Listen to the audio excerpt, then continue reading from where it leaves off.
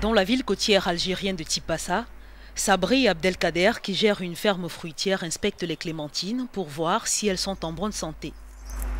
Abdelkader et beaucoup d'autres agriculteurs algériens participent ainsi aux efforts du gouvernement visant à stimuler la production agricole et réduire les importations alimentaires. Pour atteindre cet objectif, le gouvernement algérien aide également les agriculteurs à travers diverses formes de soutien. Maintenant, l'Algérie offre un grand soutien au secteur agricole avec des fonds énormes pour aider la production et fournir de la nourriture à tous les Algériens et ainsi la soutenir financièrement et faire de la production agricole une priorité, peut-être même une alternative au pétrole. L'Algérie, membre de l'Organisation des pays exportateurs de pétrole, s'est particulièrement concentrée sur son industrie pétrolière et gazière qui génère environ 60% des revenus de l'État.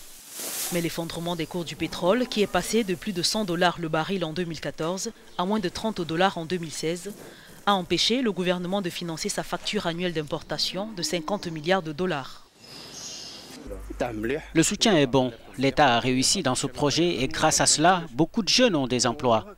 Le pétrole va s'épuiser, mais la terre est la source de base. Et sans elle, il n'y a rien. 15 nouveaux barrages, en plus des 80 existants, ont été construits dans cette partie du pays pour l'irrigation des champs de céréales sur une superficie de 600 000 hectares.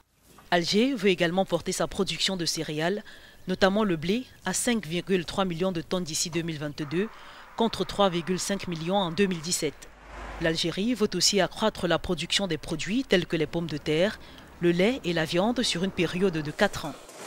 En plus de promouvoir la production locale, le gouvernement a dressé une liste de 851 articles interdits d'importation, dont certains produits alimentaires.